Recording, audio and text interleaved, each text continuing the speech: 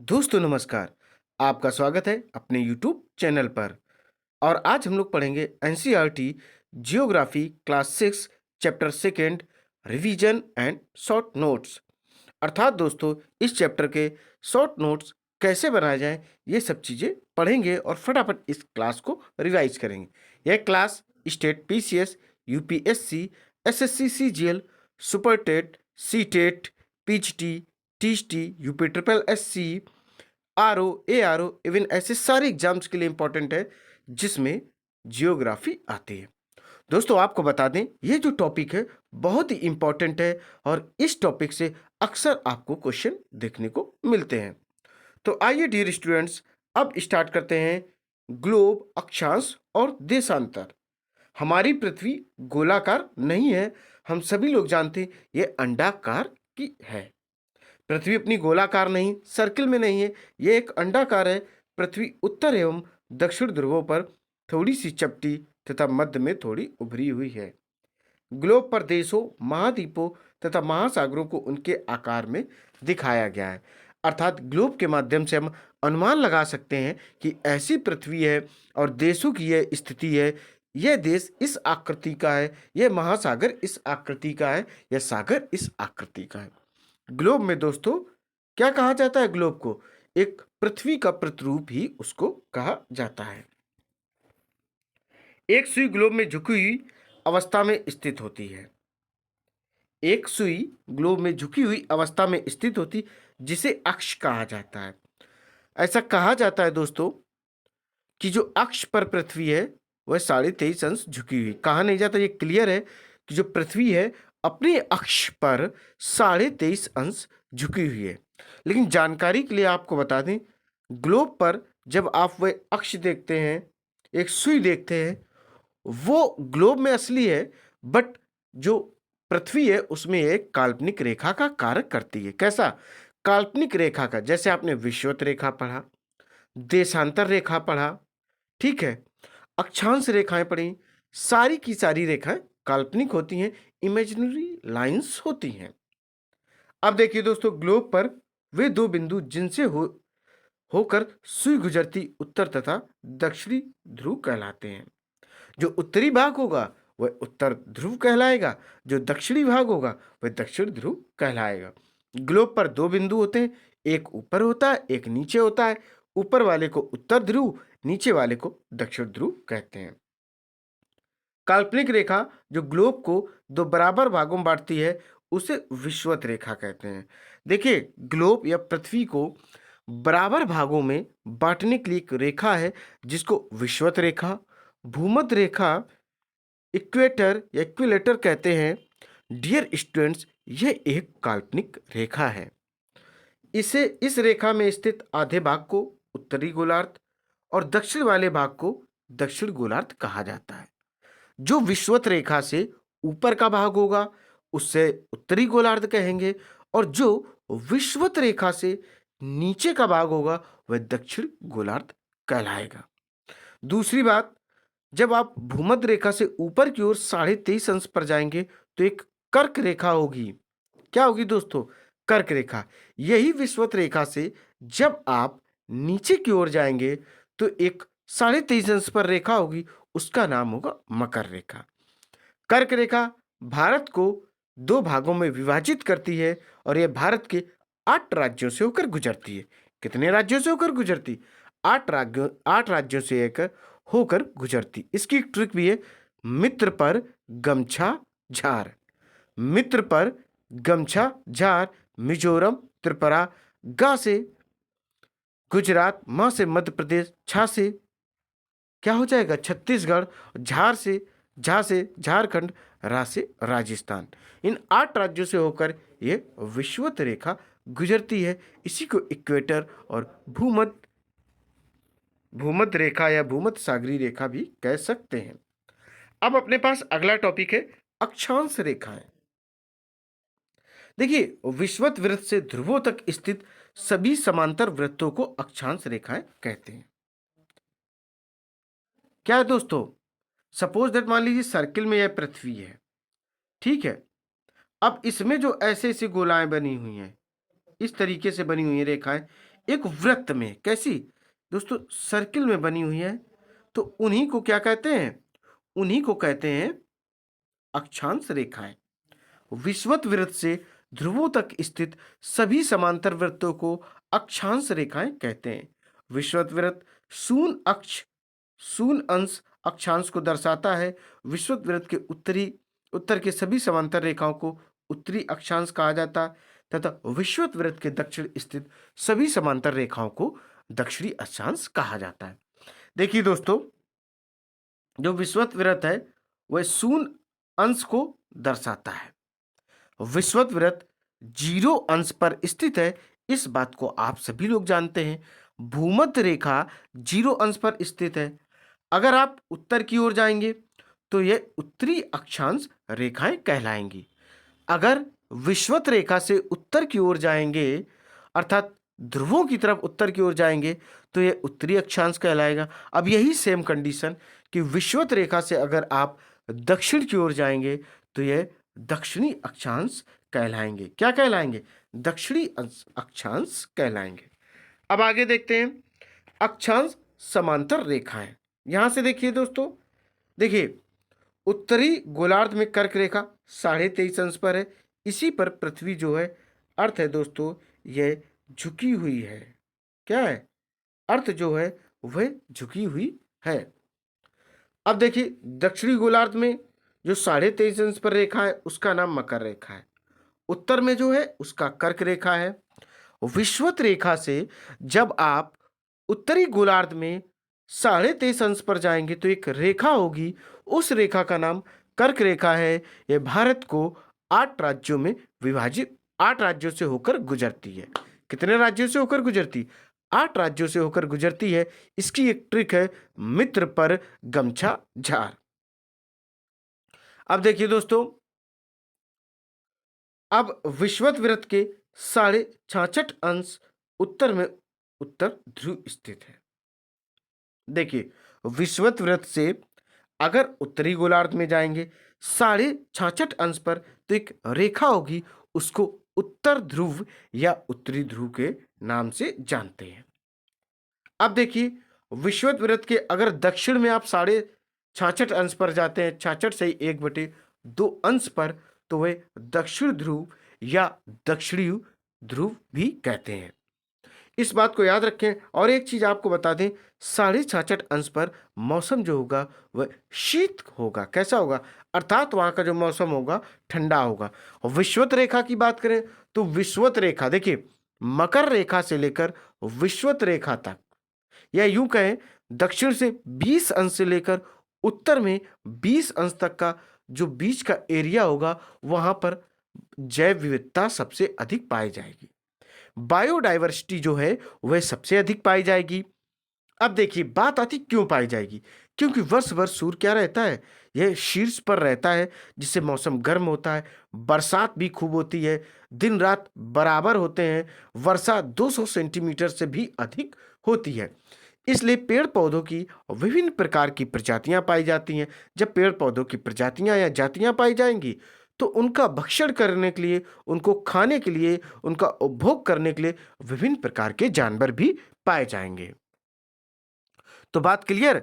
अगर आपसे by chance question पूछा जाए कि सबसे अधिक जैव विविधता कहाँ पाई जाएगी पृथ्वी पर, किस रेखा के आसपास, तो आप कह सकते हैं विषुवत रेखा से 20 अंश दक्षिण में जाइए, विषुवत रेखा से 20 अंश उत्तर में जाइए, यहां पर सबसे अधिक जैव विविधता डियर स्टूडेंट्स पाई जाएगी। अब आगे बढ़ते हैं। अगला है पृथ्वी के ताप कटिबंध। अर्थात देखिए पृथ्वी हम सभी लोग जानते हैं कि यहाँ ताप भी विभिन्न प्रकार से पाया जाता है। जैसे आप भारत से ले लीजिए, आप भारत के निवासी हैं। भारत को डिवाइड करने वाली एक रेखा है जो लगभग बराबर भागों में डिवाइड करती है, जिसको कहते हैं कर्क रेखा, जो विषुवत रेखा से उत्तर में स्थित है 23.5 अंश पर। जो दक्षिण भारत है वहां पर मौसम समान रहता है। दक्षिण भारत में आप महाराष्ट्र से स्टार्ट कर सकते हैं, कर्नाटक, गोवा, केरल, तमिलनाडु, आंध्र प्रदेश, तेलंगाना, ये सब राज्यों में, उड़ीसा तक देख लीजिए दोस्तों, यहाँ का जो टेम्परेचर वह समान रहता है। स्पेशली जो तटीय राज्य है वहाँ का टेम्परेचर समान बिल्कुल रहता है। दोस्तों यहाँ पर ना तो सर्दी पड़ती ना ही गर्मी होती। अब आप आ जाइए उत्तर भारत में, जम्मू कश्मीर में जाइए, लेह लद्दाख में जाइए, हिमाचल प्रदेश में जाइए, उत्तराखंड में जाइए, पंजाब में जाइए और हरियाणा, उत्तर प्रदेश, इन सब राज्यों में आपने देखा होगा कि बहुत अधिक सर्दी भी पड़ती है। सर्दी का मौसम यही आपका अक्टूबर से स्टार्ट हो जाता है, नवंबर, दिसंबर, और सबसे अधिक सर्दी पड़ती है नवंबर लास्ट से लेकर दिसंबर, जनवरी तक उत्तर भारत में। और दक्षिण भारत में मौसम समान रहता है। जो दक्षिण भारत का लास्ट राज्य है एकदम, वह है तमिलनाडु। तो तमिलनाडु राज्य की जो विषुवत रेखा से दूरी है वह दोस्तों 876 किलोमीटर, या यूं कहें जो भारत की तट सीमा स्टार्ट होती है दक्षिण की, वह विषुवत रेखा से 876 किलोमीटर की दूरी पर है। आइए अब देखते हैं पृथ्वी के ताप कटिबंध। उष्ण ताप कटिबंध कर्क रेखा एवं मकर रेखा के बीच अक्षांशों पर सूर्य वर्ष में एक बार दोपहर में सिर के ठीक ऊपर होता है, इसलिए इस क्षेत्र में सबसे अधिक ऊष्मा प्राप्त होती। इसे उष्ण ताप कटिबंध कहते हैं। उष्ण शब्द का ही मतलब होता है दोस्तों गर्म। तो कर्क रेखा एवं मकर रेखा के बीच के जो अक्षांशों पर है सूर्य वर्ष में एक बार दोपहर में दोस्तों शीर्ष पर होता है, एकदम सिर पर होता है, इसलिए यहाँ पर सबसे अधिक ऊष्मा प्राप्त होती है और इसको उष्ण ताप कटिबंध कहते हैं। क्या कहते हैं? उष्ण ताप कटिबंध भी इसे कहते हैं। अब हम लोग देखेंगे शीतोष्ण कटिबंध। देखिए क्या है शीतोष्ण कटिबंध से, आप लोग समझ पा रहे हो, शीत प्लस उष्ण मिलकर बना शीतोष्ण, अर्थात ऐसी जगह जहां सर्दी भी हो गर्मी भी हो, दोनों मौसम का मिक्सअप हो। देखिए उत्तरी गोलार्ध में कर्क रेखा एवं उत्तर ध्रुव वृत्त तथा दक्षिणी गोलार्ध में मकर रेखा एवं दक्षिण ध्रुव वृत्त के बीच वाले क्षेत्र का तापमान मध्यम रहता है, इसलिए इन्हें शीतोष्ण कटिबंध कहा जाता है। क्या दोस्तों कहा जाता है? शीतोष्ण कटिबंध इनको कहा जाता है। अभी आप लोगों को हम बताते हैं कैसे। देखिए होता क्या है डियर, कर्क रेखा से लेकर उत्तर ध्रुव तक, कर्क रेखा 23.5 अंश पर है, उत्तर ध्रुव जो है वह 66.5 अंश पर है। तो इनके बीच का जो मौसम होता है वह सम होता है। कैसा होता है? तापमान मध्यम रहता है, इसलिए इस एरिया के, इस मध्य एरिया के या मध्य स्थान को शीतोष्ण कटिबंध कहते हैं। अब हम लोग देखेंगे शीत कटिबंध। उत्तरी गोलार्ध में उत्तरी ध्रुव, दक्षिणी गोलार्ध में दक्षिणी ध्रुव के बीच के क्षेत्र में जो ठंड होती है, क्या होती है दोस्तों? ठंड होती, क्योंकि यहाँ सूर्य क्षितिज से ऊपर नहीं आ पाता, इसलिए ये क्या कहलाता? शीत कटिबंध कहलाता। आप सबसे पहले शीत कटिबंध का अर्थ समझे। शीत मीन्स होता डियर कोल्ड। क्या होता? कोल्ड। जहां अधिक ठंडी होगी उसी को कोल्ड एरिया कहा जाएगा। तो होता क्या है, उत्तरी गोलार्ध में उत्तरी ध्रुव और दक्षिणी गोलार्ध में दक्षिणी ध्रुव के बीच के जो एरिया होता, जो जगह होती, वहां पर अधिक ठंड होती है। कैसी होती है? अधिक ठंड। अब इसे अंशों में अगर वितरित करना चाहें तो 66.5 से आप 90 अंश एरिया कह सकते हैं। इस एरिया में बहुत ठंड होती, बर्फबारी होती है। क्यों होती है? क्योंकि यहाँ जो सूर्य है वह वर्ष में एक भी बार क्षितिज से ऊपर नहीं आ पाता है, इसलिए इस एरिया में अधिक ठंड होती है और यह एरिया शीत कटिबंध कहलाता है। अब डियर स्टूडेंट्स, आप देख पा रहे होंगे देशांतर। हम लोगों ने अब तक अक्षांश पढ़ा है। क्या पढ़ा? अक्षांश। अब हम लोग पढ़ेंगे देशांतर। उत्तरी ध्रुव से दक्षिणी ध्रुव को मिलाने वाली काल्पनिक रेखाएं। ध्यान रखिएगा परिभाषा, उत्तरी ध्रुव से दक्षिणी ध्रुव को जो मिलाने वाली इमेजिनरी लाइंस होती हैं, काल्पनिक रेखाएं होती, उन्हीं को देशांतर कहा जाता है। बाई चांस अगर आपसे पूछा जाए तो ये मान लीजिए पृथ्वी है, ये हो गया दक्षिणी, और ये ऐसे जो ऐसे रेखाएं दोस्तों आती हैं, ये सब की सब क्या कहलाती हैं? ये देशांतर रेखाएं कहलाती हैं। क्या कहलाती हैं? इन्हीं को देशांतर कहते हैं। अब देखिए दोस्तों, देशांतर को अंशों में मापा जाता है। प्रत्येक अंश को मिनट को सेकंड में विभाजित किया जा सकता है। अक्षांश समांतर रेखाओं से भिन्न सभी देशांतरी यामात्रों में लंबाई समान होती है। देशांतर वृत्त 360 डिग्री का होता है। कितना होता है? 360 डिग्री का। बाय चांस अगर पूछा जाए पृथ्वी को कितने डिग्री में डिवाइड कर सकते हैं, तो 360 डिग्री में डिवाइड कर सकते हैं। और इसका अगर एक चौथाई भाग पूछा जाए तो आसानी से आप 360 में भाग दे सकते हैं, तो 90 अंश इसका मान आ जाएगा। अब अगला पॉइंट है यामोत्तर। इंग्लैंड के ग्रीनविच शहर से होकर गुजरने वाली रेखा को मध्याह्न रेखा कहते हैं, जहां ब्रिटिश राज की वेधशाला स्थित से गुजरने वाली यामोत्तर को प्रमुख यामोत्तर कहते हैं। देखिए ग्रीन, अब बात आ रही थी कि टाइम किस कंट्री या किस शहर से मैनेज किया जाए, तो उस समय जो कंट्री पावरफुल थी वह ब्रिटेन थी। क्या थी? लंदन थी।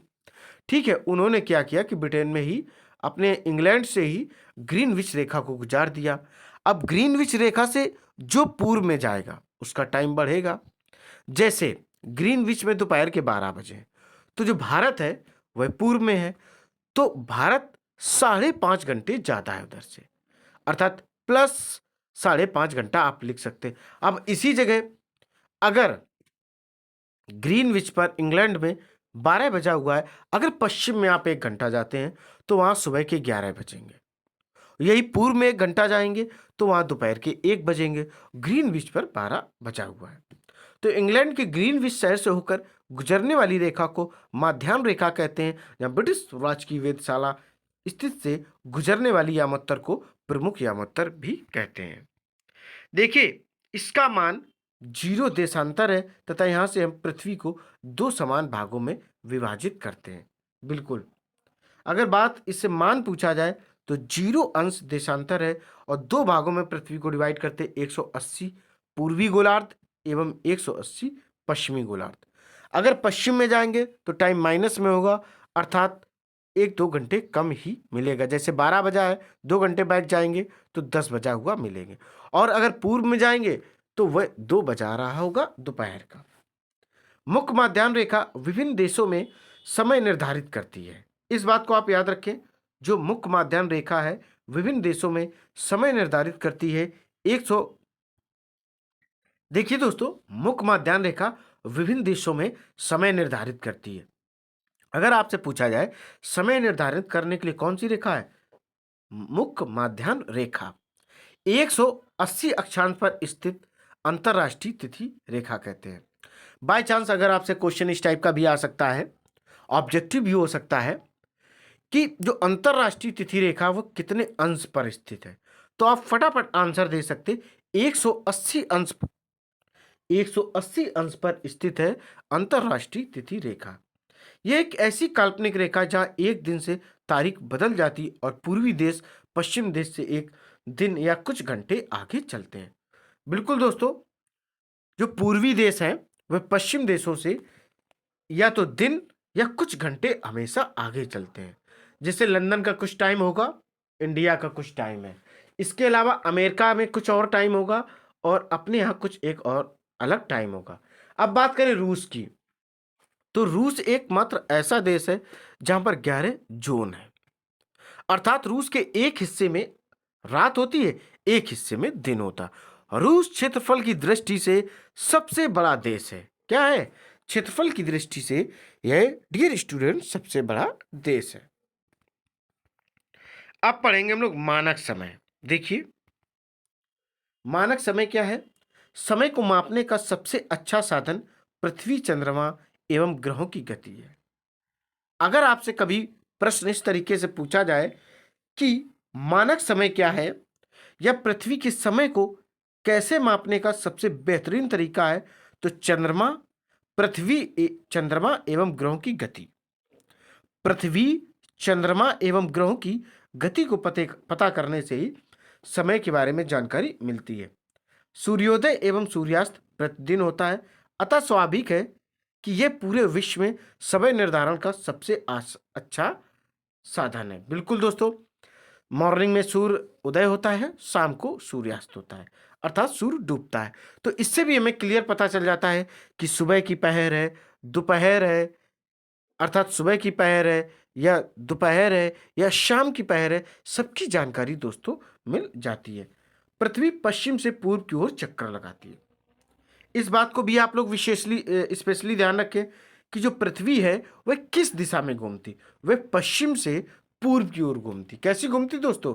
पश्चिम से पूर्व की ओर घूमती। अतः वे स्थान जो ग्रीनविच के पूर्व में है उनका समय ग्रीनविच समय से आगे होता है, अर्थात दोस्तों प्लस में होता है, ध्यान रखिएगा। जो पश्चिम में उनका समय पीछे होगा, अर्थात वो माइनस में हो जाएंगे। इस बात को आप विशेष ध्यान रखें। आइए आगे बढ़ते हैं। समय के अंतर की गणना, देखिए समय के अंतर की गणना निम्नलिखित विधि से की जा सकती। पृथ्वी लगभग 24 घंटे में अपने अक्ष पर 360 अंश घूमती है। कितनी घूमती है दोस्तों? 24 घंटे में 360 अंश घूमती, अर्थात 1 घंटे में 15 डिग्री एवं 4 मिनट में 4 डिग्री घूमती है। अब यहां पर आप समझे, जैसे सॉल्व करना हो तो 360 बटे आप 24 कर सकते हैं। 24 से काटेंगे तो 15 आ जाएगा। क्लियर? तो अर्थात 1 घंटे में 1 आवर में ये 15 डिग्री घूमती है। क्लियर? 15 और 1 घंटे का मतलब है 60 मिनट। क्या है दोस्तों? 60 मिनट इसका मान निकल कर आएगा। अब आप देखिए, अब जैसे 60 बराबर 15 है, ठीक है दोस्तों। अब इसी 15 को अगर इसमें भाग दे देंगे तो निकल कर दोस्तों आ जाएगा 4। क्या निकल कर आया? 15 चौको 60, अर्थात दोस्तों 4 मिनट में 4 डिग्री ये घूमती है। इस बात को आप लोग ध्यान रखें, ये टाइम मैनेज करने का तरीका है। आप सीधा याद रखो, 60 मिनट में 15 डिग्री, तो फिर दोस्तों 4 मिनट में कितना आएगा? 4 डिग्री। क्लियर है? 15 चौको 60 निकल कर आ रहा है, और 24 घंटे में ये 360 घूमती है या घूम जाती है। अब यहां से हम लोग देखेंगे, इस प्रकार जब ग्रीनविच में दोपहर के 12 बजते हैं तब ग्रीनविच के समय से पूर्व में 1 बजा होगा। बिल्कुल दोस्तों, पूर्व में जाएंगे तो 1 बजा होगा। एक और देखिए दोस्तों, 1 घंटे में 15 डिग्री होते हैं। कितने होते हैं? 15 डिग्री होते हैं। आगे और पश्चिम में कितना बजा होगा? 11। ग्रीनविच पर अगर डियर स्टूडेंट्स 12 बजा है तो पूर्व में 1 बजा होगा और पश्चिम में 11 बजा होगा। 1 घंटे में 15 डिग्री और ये पीछे जाएगा, अर्थात माइनस में। अब हम लोग देखेंगे भारत का मानक समय, क्योंकि आपने सुना होगा अरुणाचल प्रदेश से और जो गुजरात की टाइमिंग है उसमें 2 घंटे का अंतर होता है। तो भारत में 82.5 अंश पूर्व को मानक यामोत्तर माना जाता है। अगर आपसे कभी इस टाइप का प्रश्न आए कि भारत में तिथि रेखा या मानक यामोत्तर रेखा किसे माना जाता है या कितने अंश पर माना जाता है, तो आप आंसर दे सकते 82.5 अंश। और यह भारत के 5 राज्यों से होकर गुजरती है। कितने राज्यों से? 5 राज्यों से। इस यामोत्तर के स्थानीय समय को पूरे देश का मानक समय माना जाता है। इसे भारतीय मानक समय के नाम से जाना जाता है। भारतीय मानक समय के नाम से जिस रेखा को जाना जाता है वह कितने अंश पर है, तो आप आंसर देंगे 82.5। अब देखिए दोस्तों, भारत ग्रीनविच के 82.5 पूर्व में स्थित है तथा यहाँ का समय ग्रीनविच समय से 5.5 घंटा ज्यादा है। कभी कभी इस टाइप का प्रश्न भी आता है, ग्रीनविच रेखा से अगर ग्रीनविच रेखा में 12 बजा हुआ है तो भारत में कितना समय होगा? तो हम कह सकते 5 घंटा 30 मिनट होगा। ध्यान रखिएगा, इतने या आगे रहे। बाई चांस अगर ग्रीनविच में 2 बजा है तो 2 में आप 5.5 जोड़ सकते हैं, 7.5 कह सकते हैं। जैसा कि नीचे एग्जाम्पल, ऐसे 3 बजा हो तो 8.5, 4 बजा हो तो 9.5, इस तरीके से आगे बढ़ाते जाएंगे। पृथ्वी को एक एक घंटे वाले 24 क्षेत्रों में बांटा गया है। इस प्रकार प्रत्येक समय क्षेत्र 15 डिग्री देशांतर तक के क्षेत्र को घेरता है। पीछे पश्चिम में 12 मानक समय, 15 गुणा 12 करेंगे तो 180, प्लस पूर्व में 12 मानक समय तो 15 गुणा 12 करेंगे 180, और टोटल जोड़ेंगे दोस्तों तो 360 निकल कर आएगा। 24 घंटे में पृथ्वी अपने अक्ष पर 360 अंश घूम जाती है। कितनी दोस्तों घूम जाती? 360 अंश ये घूम जाती है।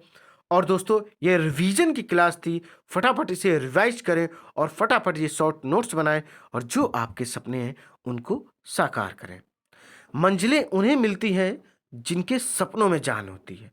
मंजिलें उन्हें मिलती हैं जिनके सपनों में जान होती है। पंखों से दोस्तों कुछ नहीं होता, हौसलों से उड़ान होती है। दोस्तों याद रखें, इस क्लास को फटाफट लाइक करें, शेयर करें। डियर स्टूडेंट, जय हिंद, जय भारत।